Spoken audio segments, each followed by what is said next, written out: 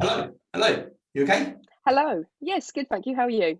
Good. Yes, all good. Thank you. Thank you very much for joining us. Obviously, this is the episode 2 of the Recruitment Startup Subject with obviously Laura Tanner. Laura, before we get into it, do you want to introduce yourself and then we can go from there? Yeah, hello. So my name's Laura Tanner, as Max has rightly said, and I am the Managing Director of LT Support and Education and Social Care Recruitment Agency. And then with LT then, so naturally the first question I always like to ask for these things is quite a cliche one, but it's quite important. Is okay, from LT Support's point of view, what does LT Support really mean to you then?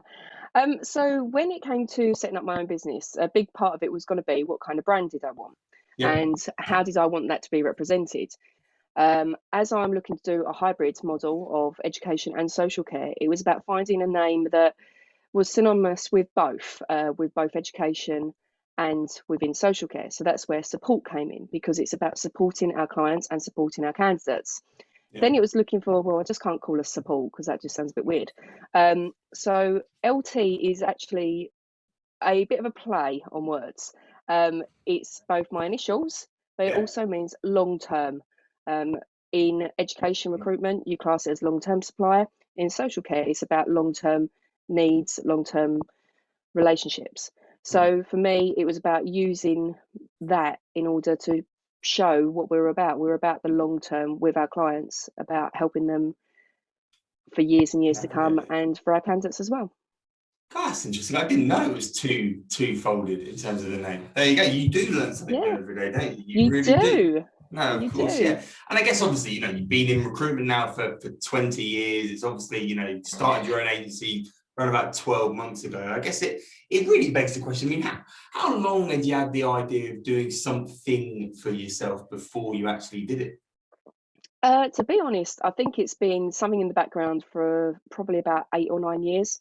I've helped set up other companies from scratch. I've set up divisions from scratch. I've been approached on numerous occasions for joint venture opportunities, but it just never felt like the right time. I always seem to put the fact that I was more of a temps recruiter rather than a permanent recruiter. So for me, it was looking at being able to have that backup with regards to paying for invoicing, paying the workers before you actually get paid yourselves. So yeah, it was something that's always been at the background of my mind with regards to, well, I know all the ins and outs, but was I ready to take that leap, especially on my own, when I've always had a team around me?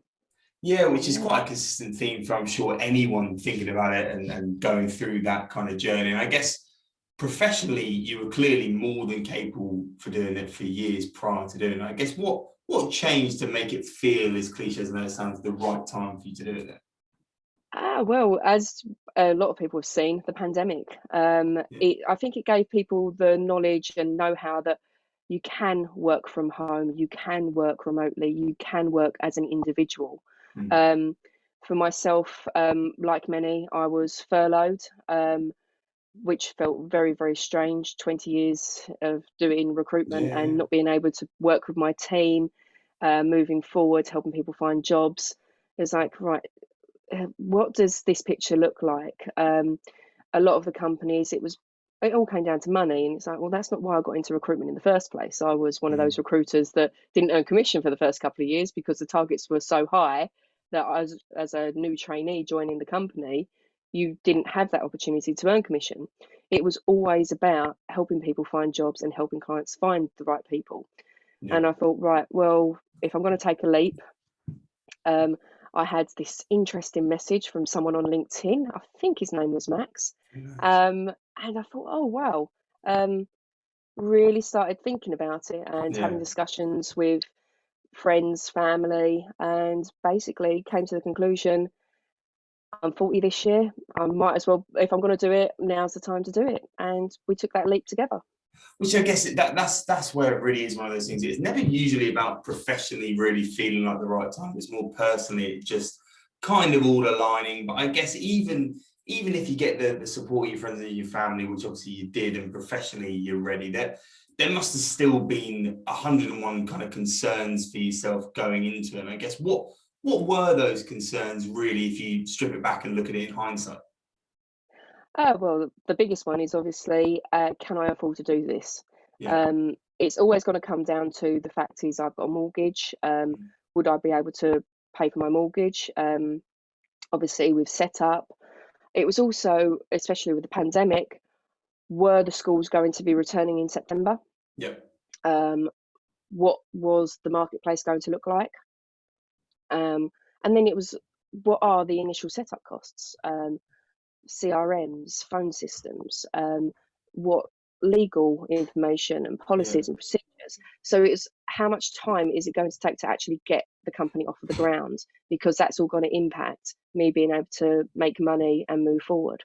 So I think that is the biggest concern, is always going to be, are you able to support yourself in the initial stages of setting up a new business? Yeah, and I think obviously that's a hurdle that every single person comes up against. I guess for yourself, you're in the very fortunate position that obviously you've been doing it for 19 years prior to then. And I guess in those 19 years, what made you feel assured that it was professionally the right time? Were there certain things that happened, whether it be managing teams or going and building things from scratch for someone else, that kind of made you start slowly realizing I can do it for myself? It's just a matter of when and if, really. Yeah, no, definitely.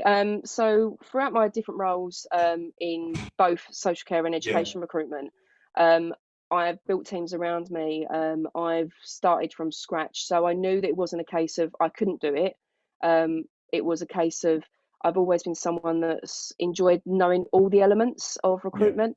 So not just being 360, I'm talking about being annoying to accounts and payroll, no, understanding yeah, credit control yeah, process. I know, I terrible. know, yeah, And then also the legal side of things. I've always been very much someone that likes to know all the ins and outs. yeah, And I thought, well, that would translate quite nicely when it came to setting up my own business, because I wasn't going in half cocked, mhm, and that I knew one side of the business. I've always made it my mission, if you like, to understand all elements of the business, to interact with everyone that makes up a recruitment business, whether that be resources, administrators, compliance officers, payroll, credit control, marketing, um, yeah, legal. Because I've always had that element of making sure that I treat everyone um, as an equal, I've always made sure that I understood what their role entailed. So knowing that I already had those tools in my belt, if you like, I knew that when it came to setting up my own business, I would know what I would need to do. It was just a case of how I would utilize a company in order to be able to maintain and give that level of support that a client and a candidate would need, yeah. with the back office side of things as a one-man band. It's then overcoming the logistics, isn't it? But I think what you Yeah. said is quite interesting, because yeah, naively or kind of sometimes there's this perception that if you're a 360 recruiter doing the whole 360 on a desk, that a couple of years of doing that might gear you up to being ready to do it. But you're actually saying that actually it's a far longer process than that. And I guess what what is it that makes you think that people need to have a broader skill set as opposed to purely just the 360 side of things to be able to make it successful? Because obviously you so clearly have. Thank you. I think the reason that I say that is because I've seen other companies set up Yeah, similar times, similar dates, and they suddenly 6 months down the line realise they've not got an element of the business in place, and those elements can then have a negative impact on the business. But also, as someone that has been a leader and wants to continue to be a leader, as I look to grow LT support, I feel it's only fair that I understand all the roles that potential staff in the future yeah. will have within the business, because how can you take on people if you don't have an idea in your head of what their job role is going to entail? Well, that's part of the challenge. But I guess obviously then for yourself, in that journey before LT, you have to find an employer that will give you that exposure. Because I think, for most 360 recruiters, it's because certainly the ones that I speak to on a day-to-day basis, they don't have that exposure to these things, not for a want of desire, but more they just aren't given the ability to do it. So was that obviously the employed roles that you had before, did they just give you that element of freedom and exposure to it, or did you generally um, force it upon them? think I The probably latter. forced it upon them, Yeah. to be honest. Obviously setting up like a new business. Yeah. One of the companies that I set up back in 2016. It meant that I was heavily involved in the marketing side of how we saw the brand, how we wanted to develop the brand. Yeah. So I really got my teeth into marketing. But then saying that, the company previous, the marketing team was based in an office right next to mine, and I was forever in there, say when they were developing the new website, telling them how I saw the development of the website. So much so that I'm still on friendly terms with them, luckily. But it means that for say marketing, I'd managed to always be involved in that. Again, being part of startups for the last 10 years, Yeah. I suppose because I was coming in on the ground up when there was literally 4 or 5 people in the business, it meant that you got to experience elements of the business that you may not necessarily have had before. So I was there before we had a finance team, for example, Yeah. No, of and then course. it was like developing it and taking an interest in what they were doing. So it was almost a welcoming aspect, I suppose, that every time new people joined the business, I made it my business to understand what they were doing, especially because if that person happened to be off and they were the only person that did that job, we could have been scuppered. So I was Yeah. always one of those people that just like to be involved, I think is probably the best way to describe it. That's a very nice way of putting it, isn't it? No, but I think I think that's a personality trait, isn't it, in yourself, that is so clear, that it's the fact and the awareness, isn't it, that more things go into running a recruitment agency as opposed to just the recruitment, and essentially, much like you have done in employed roles and obviously with LT as well, getting partnerships around you that are going to help you focus on what you want to do. But I guess, do you think, if you look back over the last 12 months of LT, or near enough 12 months, do you think it's gone in the way that you feel it would have personally, in terms of the challenges that personally, obviously, everyone kind of experiences? Do you feel that the last 19 years geared you up for that, or were there still things that came left field? Oh, I don't think anyone could have planned for the Or maybe not these route 12 that months. the pandemic took. I don't think many realised that come January we would have school closures again. Yeah. That the impact of numerous lockdowns would have on the business. I think everyone in the back of their heads, myself included, thought that if we got to September and the schools were all back, we were Just going to carry on. start seeing some normalcy. Yeah, and so yes, that did come out of left field. That did have an impact on where I expected the business to be at this moment in time. However, by utilising that time in order to grow my database, to Yeah. make contacts and everything else, I think it's just given me the time to really put together processes that will impact the business for years to come. So it wasn't just sitting on my hands twiddling my thumbs thinking, oh, I can't do anything, everything's closed. It was a case of, right, I can't do that, but I can do this. So it was just making informed decisions based on the situations as they presented themselves. And again, this comes back to obviously yourself as a person, to be incredibly, I know people chuck out the term resilient, quite laissez-faire at the moment, but having been able to go through the challenges of starting something for yourself, coupled with the environment that you started it within, and still be here with the infrastructure and also the pedigree to back it up, that obviously things are pushing in the right direction. It must make you feel even more assured that it was the right thing to do at, ironically, the right time as well.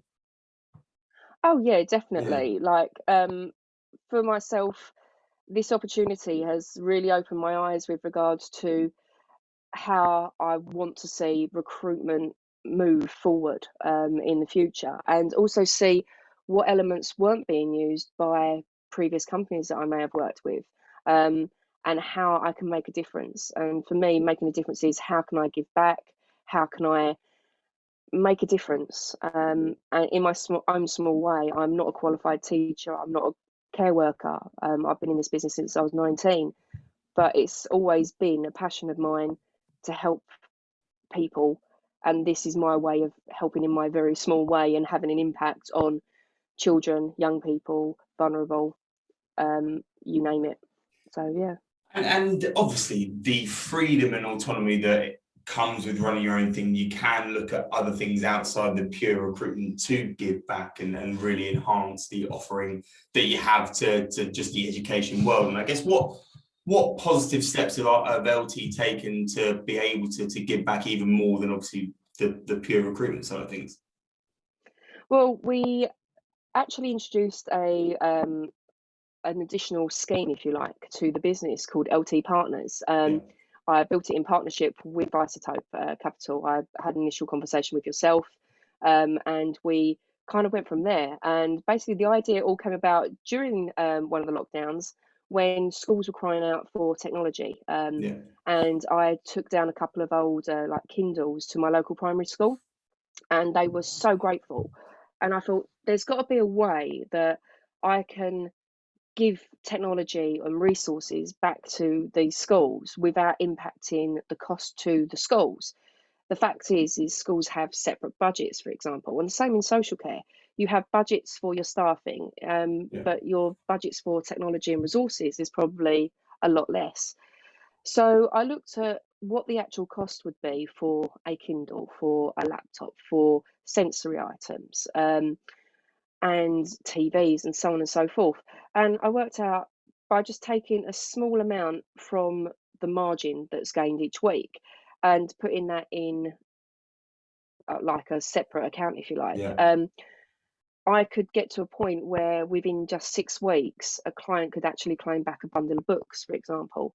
So I wanted to take new school thinking with regards to technology and resources, but using a bit of old school visual. So we developed a poster, and we send out stickers on a monthly basis based on how many weeks each worker has worked. So at 6 weeks, a school or a client can claim back a bundle of books. At I think 10 weeks, they can claim back a Kindle. So on and so forth. And by doing that, we're not charging the client more for us doing that. This is about building long-term relationships, but also when I get to go into those schools and say, here you go, it's for me, that is the goal. And it's just been one of those things that a lot of agencies offer giving back schemes, they offer reward schemes, but a lot of them take a lot of time before you actually see the dividends, if you like. Whereas what we're trying to do here is give that back sooner.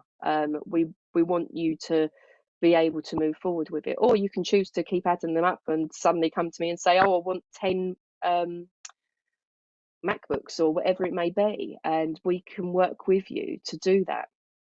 And I guess, those types of giving back schemes, as you say, within agencies, they've been done before. Naturally, I guess there's nuances to how LT are doing, which is absolutely personally exactly what you should be doing. And I guess for yourself, the element of freedom that you have in LT to be able to look at other things, is that part of the reason why you're so passionate about it? As in, you must have thought about these things prior in your employed role. Were you able to implement things like that, or is it more the freedom that you got now enables you to do it? It is the freedom of I can do almost what I want, basically, within the letter of the law, obviously. Other companies, we've had certain forms of reward schemes, but they've usually come down at a higher level, and it's always been at the end of the day about, right, so if we do it on a percentage of the invoice value, or we'll donate it to charity. And I get that. I think it's fantastic that companies donate to charity, but at the end of the day, we don't see that. I wanted to do something that my clients, the schools, the care homes, the supported living, the residential, they could all see. And that's why I wanted to do that. But in the same regards, I then flipped it on its head about how I could help the candidates, because if it's not just about the clients, no offense, and for the candidates, I've been lucky enough to be able to implement free CPD training for them all. So whenever someone registers with us, they get full access to a training regime of care and education qualifications with free certificate downloads, which a lot of businesses again will charge like from £5 to £10 for a certificate. Whereas for me, this training is essential to their development, and for them to give those end users, the children, the young people, the vulnerable adults, the elderly, to give them the support and confidence in the ability of the people that are working with them. So that again was something that I was very passionate about doing, and I hope to be doing more going forward with schools. For example, year 10, year 11 students, I'd very much like to get involved with helping them with CV writing and interviewing skills. Yeah. Because for me, recruitment isn't just about putting a body on a seat, if you like. It is about making a change, making a difference. And it's about those end users. They have no say over the person that gets put in front of them. So it's about making sure the people going in front of them have the ability, the skill set, the consistency. And for the clients, it's about making sure that, yes, they're getting all of the above, but also on top of that, they're able to feel that the company they're working with is invested in them as an actual employer with regards to providing technology and resources. Yeah, and I think something that's become already so clear, even in this very short conversation so far, is the passion that you clearly got for what you're doing and why you're doing it. And I guess obviously starting a business, running a business, no matter what the climate is a quite a challenging thing to do. And the irony is the longer you do it, the trickier it gets, because there are more challenges and more problems, and they just get better quality, if that makes sense. But I guess where does that passion come from, really? Obviously yourself like the back of your hand. What makes you so passionate about what you do, and how does that translate into LT? I suppose I've always been passionate about whatever I do, whatever I set my mindset to. I've always been, 110%. Yeah. I think because I've always worked in medical, social care, and education recruitment, I've worked with three areas that are not only specialised, but they're all about helping people that may not be able to help themselves. So you're talking about vulnerable end users. And I always used to put myself in the mindset, if it were my child, if it were my grandparent, if it were my parent, if it was a family member, what kind of recruiter would I want working with them? And I think that's where it's all just stemmed from. And the fact of the matter is I would not want to be someone like, I would not want to have my child being taught by a below par teacher. I would not want a elderly relative being treated by a care worker with no training. And I just think that's where it all comes from. I've been lucky enough to be involved in LADO meetings, so that's a local authority designated officer meetings. I've been involved in meetings in hospitals discussing a elderly female being released from hospital who had mental health needs, and how that could be helped within the community through domiciliary care. And seeing those kind of scenarios, you really get an idea of what kind of impact what you do makes on those people. So I'm not about putting a square peg in a round hole. It's very much finding the right fit, getting that phone call from the candidate saying, I love my job, getting the call from the client saying, they're brilliant, they're exactly what we were looking for. Because you are then, in a very, very small way, have had a little impact on how that student, how that person is going to progress and move forward. So I think that's probably the answer I can get. The only answer I can give you, really. And I think, so do you reckon the role of, it has, but in what ways do you reckon the role of a recruiter has changed over the last 20 years, really? And also it accelerated so quickly over the last 12 months as well, because you see it out there in terms of what recruiters are expected to do and how they're expected to conduct themselves. And I guess what's really changed for yourself, do you think, over the last 20 years of doing it? Well, to start with, back in the day, it was very much more personalised. It was before the frameworks, before these master vendor agreements. So you dealt directly with your clients. Education managed to maintain that for a much longer process. But for social care, for instance, when the frameworks first started coming in, that was the early 2000s, you notice a big difference, because you went from being able to discuss the kind of person that would match the needs of the service users, to basically just putting a CV forward and hoping that person fit what you what the client was asking for with a very little to go on. So that did make a big impact with regards to how the recruitment market changed. And in doing so, you started seeing more key performance indicators, targets. It became a very money-driven marketplace. It went from being about finding people jobs to, well, you've not hit your target this week, and oh, you're below budget. And it was interesting. At the end of the day, yes, the business is there to make a profit, which is understandable. But when you start seeing the difference in the amount of profit that's being made, that's when you start questioning morale and morals with regards to how can I send someone out to work and we're actually making half of what they're making as profit. It just astounded me, because of all you're doing is you're cutting off the long-term gain by looking at short-term return. And that's very much how it seemed to be going with every type of business that I worked in, whether it's corporate, whether it was boutique.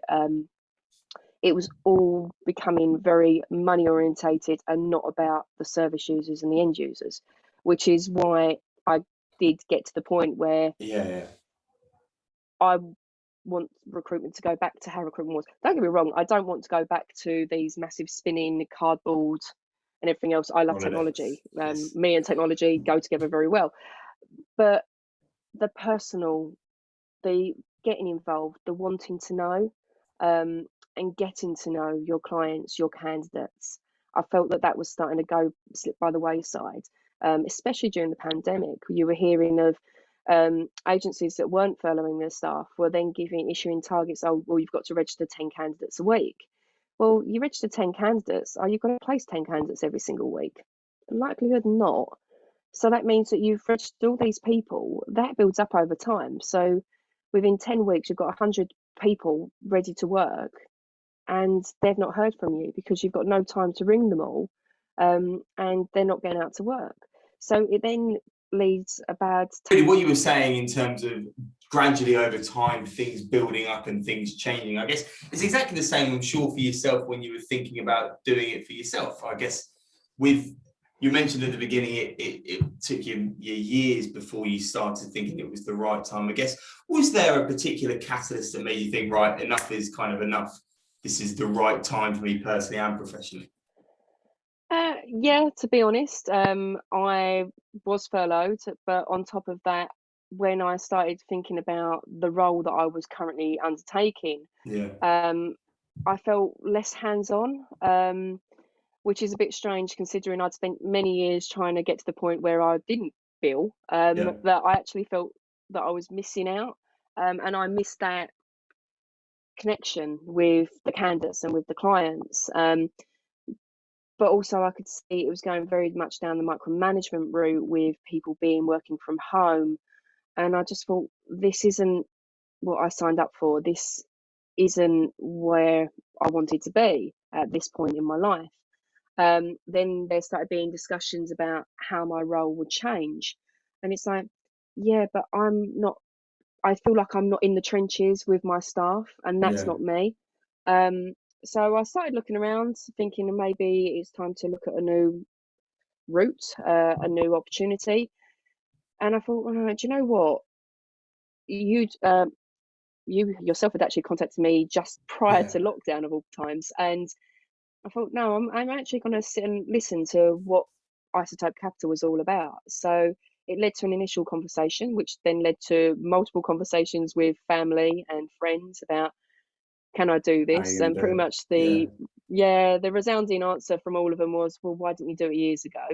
But that is always the question. I mean, that always is. And I think, again, being that transition to becoming a little bit more hands-off and away from the trenches, you were saying, it acts sometimes as a catalyst for people to think about it, because it refocuses them on terms of what's important and what they enjoy about the recruitment. But I guess from your side of things, how did you find that transition from being relatively hands-off to then having to move back to day one? So talk us through day one. So you're sitting there, it's LT support, day one. How did you feel? What did you do?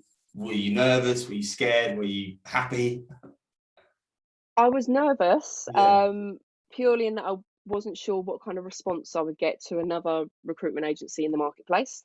Yep. Um, Excited because I was about to make this huge announcement on LinkedIn, Facebook, Instagram, you name it, and really start sharing what my vision was and why I was doing it.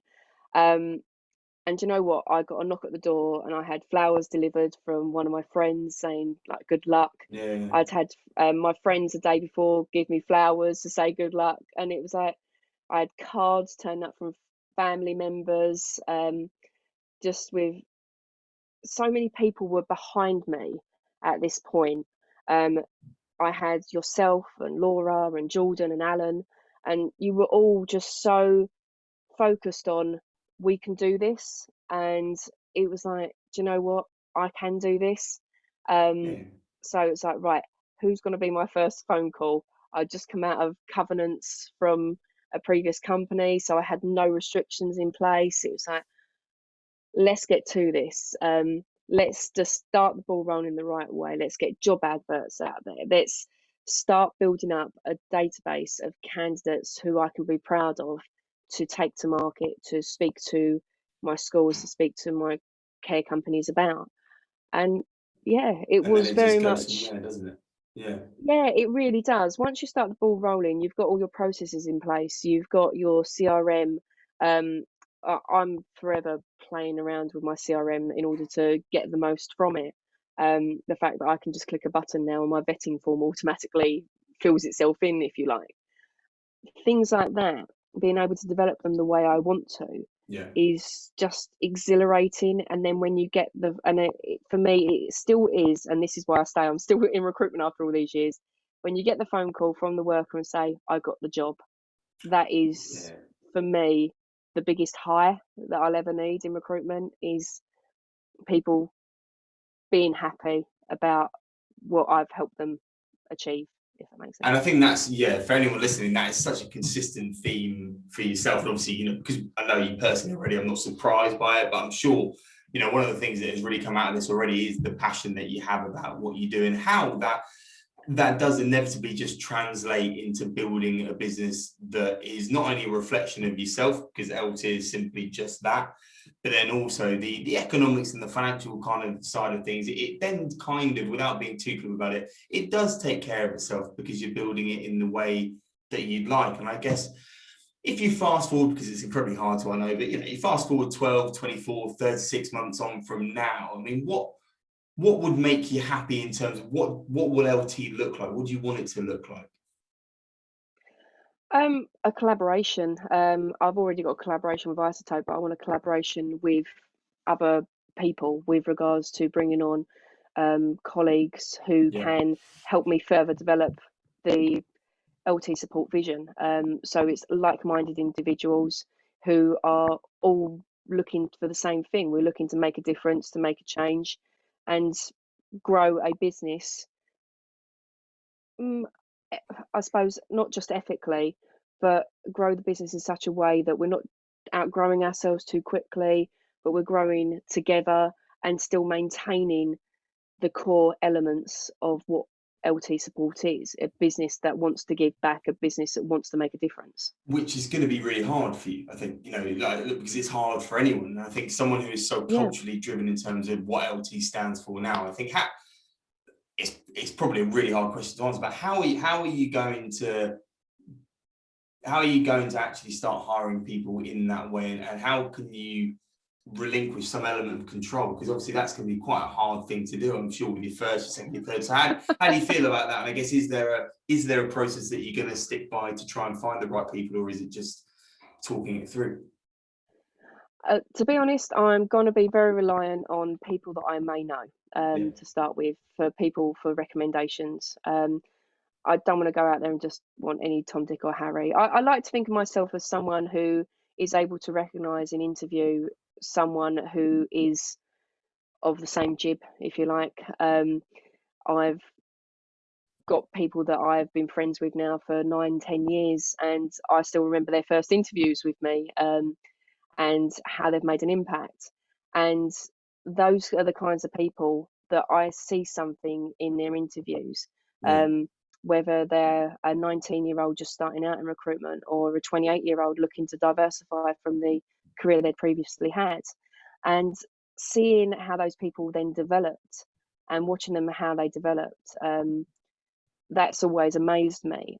So I've kind of got in my head people that I would like to target, which obviously is not the right way to do things, but obviously it's recruitment and it happens. But then there's people that they will know that they can then introduce to the business. And it's not about just bringing people who are experienced, it's about bringing people in that have got the capacity to adapt and learn and change, and make a difference. I mean, I think it's sorry, go on. That's all right. No, I just think it's important to find people that gel well together. Yes. Basically. No, I mean, you mentioned target. I remember with us, I targeted. Of course you do, because culture is so important. You know the types of people that you need, and you're incredibly fortunate that when you do get them, it reaffirms what you're doing. And I think that's the incredibly exciting stage that LT is in. And really, you can only get to the stage that you're at for even vaguely contemplating being able to bring people into the business and scaling up if you put in the groundwork and build the foundations and continue to build the foundations. So I guess, how do you manage your time? So obviously, you've got 24 hours in a day, as cliche as I know that sounds, you're sitting there on day one, then it's day two, it's a relentless slog. How do you keep focused on the end goal? And if someone was trying to start up on their own and thinking about, okay, I'm now going from a very strict environment where you're told essentially what to do and you have targets in place that aren't set by you, and then you go out and essentially no one's checking up on you, no one's doing anything, it's all on you. How do you manage your time? Well, to be honest, one of the bonuses of running my own business is my time is whenever I want my time to be. I've come from agencies where I've been starting work at 7 o'clock in the morning for the last God knows how many years, and I've never been a morning person in the slightest. But as I'm not doing daily supply, I've had the opportunity to amend and be a bit more flexible with regards to my start time. But what I do find, and I actually had to buy a wireless headset in the end, is that I was finding that I was sat at the desk for 5 hours without moving, because I get so absorbed in what I'm doing, I lose track of time, which has always been both a blessing and a curse, in that I get very much tunnel vision. With regards, I get so focused on what I'm doing. So I bought a wireless headset, so I now am just creating grooves in my carpet, walking around.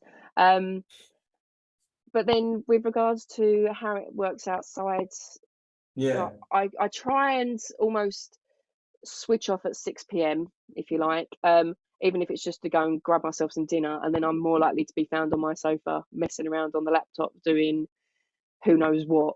I've sent over CVs to clients at 11 o'clock at night, and they're like, why are you sending it to me now? It's like, well, they finally sent me up there over their up-to-date CV, and I wanted to get it to you so you had it ready for the morning. And then I'm very fortunate in the telephone system that I've got in place. I've got an app that goes onto my mobile, so my mobile will ring wherever I am. So even if I do get an early morning phone call, I'm very lucky in that I do answer them and sound like I'm awake, which is really, really helpful. But because it is an all-encompassing type thing, isn't it? It is. You could work 24/7 with this job quite easily, because you could be online hunting for candidates at 2 o'clock in the morning. But the fact is, a candidate's not going to want to talk to you at 6 o'clock in the morning. So it's what times work best. I know what times my competitors work, but I know with my workers, like I've found WhatsApp is their favourite thing in the world. They feel that I'm constantly in contact with them, but in the same regards, they only have to respond to me when they want to. I'm not annoying them, as some of them see it all the time. I drop them a text saying, "Oh, how's it all going?" And it's just using different elements that are at our disposal, rather than the old, you must do a call, a check-in call every Monday, you must do a call every Friday. It's changing the status quo to what works for me, for my relationship with my candidates and my clients. And that, a lot of it, is what's then affecting my time management, because it's about what's right for them rather than what's right for me, if that makes sense. But over weekends, I take the time. I can't help myself. At the end of the day, I've always got my work phone next to me. I see emails pop up, and I will deal with them as and when they come in. Mainly because to me, it means that I'm starting with a fresh slate on a Monday morning. So it's and I think that is part of the challenge, isn't it? Having, and I think, to your credit, you've been able to separate it in some respects. But even the most diligent individual that tries to separate LT or whatever the company might be and themselves from it at any point, you can't, because it bleeds into everything, which kind of always then leads you back to something that you and I touched upon at the beginning in terms of personally feeling like it's the right time, and how 9 times out of 10 it isn't really anything to do with the professional timing, because really professionally, the only reason personally you'll be exploring the idea seriously is if professionally you feel ready, if that makes sense. Yeah. So it's more about then saying, right, okay, Laura Tanner of today, does the next 5 years work with building this vehicle in the way that I want to do it? And I guess horrendously cynical question, but I guess have you had any time during the last nearly 12 months where you thought, was it the right thing to do? Am I doing it in the right way? Any kind of self-doubt at all, or is it actually? Oh yeah, in January, definitely in January. You mean sorry, just to conclude, the third lockdown of the global pandemic, you're a little bit wobbly there. Yeah. Right, okay, no, I can see Yeah, that. just a bit. It was like, it was like, oh my God, the schools are closed. Yeah. How long is this going to go on for? Yeah. I'm lucky in that none of my workers have had to be furloughed. I've still got my people out working because of I hadn't just concentrated on placing a teacher or a TA. I had administrators and other staff out working as well, where I took the decision to be a one-stop shop. And I was just like, how do I move this forward? It's great. I've got these ongoing runners, but it felt like I was being pulled back because there was nothing I could do to move forward. And it was like, have I made the right decision? And it was like, and the fact is, it came down to, I've got to roll with this. I am not a failure. I've never been a failure. I want this too much. I can see what a difference we can make. So that was probably my biggest wobble, I think, was the early days of January, after it was announced that schools weren't all coming back and everything else. It was very trying.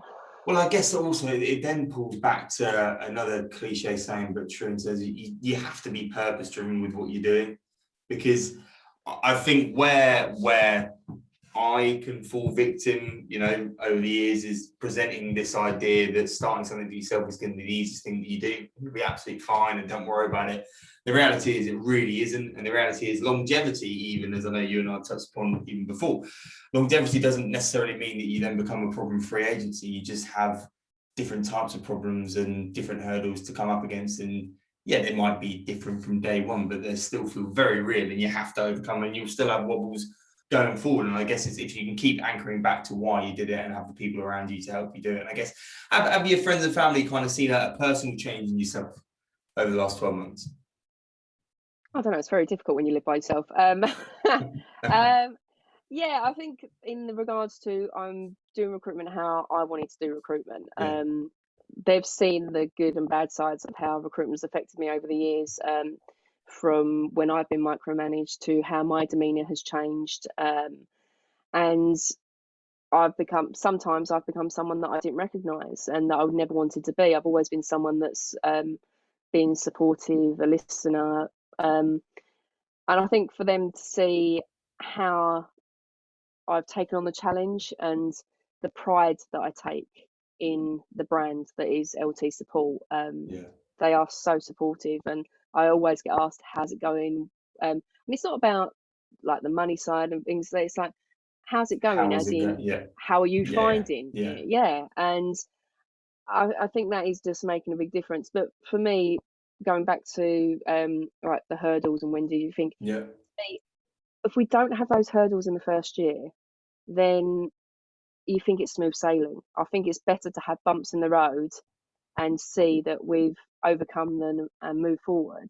So we can look back and say, oh my God, I've can you believe I set this up in the pandemic? I think it's one of those things that, because now. we found with all our guys, especially in these last 12 months, that it's only when you start gently coming out of it, which obviously we're fortunate enough to be doing now, touch wood, is that you start realizing, you start looking back thinking, blimey, if they and LT, for example, could have achieved what they've achieved over the last 12 months in the environment that we're all in, it is kind of next 24 months where it can go, and that always draws back to the excitement. So no, I mean, it's no, I get it. And I think, again, one of the things that I hope anyone would take out of this is you have to have a real passion for not only what you do on a day-to-day basis, but what that vehicle really stands for, because in the trickier times and even the very good times, it makes you realize why you did it in the first place. And I think, obviously, thank you for sharing that. I guess in the interest of kind of closing it with the same types of questions I always want to close it with, because obviously I know they're important. I guess the first one is that knowing what you know now, what advice would you give to someone looking to start up on their own over the next couple of months? Take the time to make sure you've got the right CRM in place and that you've already set up all your policies and procedures, because then you can get running so much more quicker. And also surround yourself with people that you can sound off against. You can talk to about pitfalls and the good news and the successes, because having those people to fall back on, don't cocoon yourself and just be a one-man band. Utilize the people around you and utilize the services and support that are out there for you. Yeah, absolutely. Yeah, and I guess I don't think there will be, but if you had your time again, would you do anything differently? Would you have started it earlier? Would you have gone in a slightly different direction? No, we set up and launched in the middle of August, with the view being to give that couple of weeks leading to September. I don't think setting up sooner would have done me any favours, purely because everything was pretty much closed down anyway during the first lockdown. If anything, I wish I'd set it up years before rather than last year. But yeah, no, if I could do it all again, I'd probably still do the exact same thing, purely because it's working. We're moving in the right direction. We're seeing the impact. So yeah.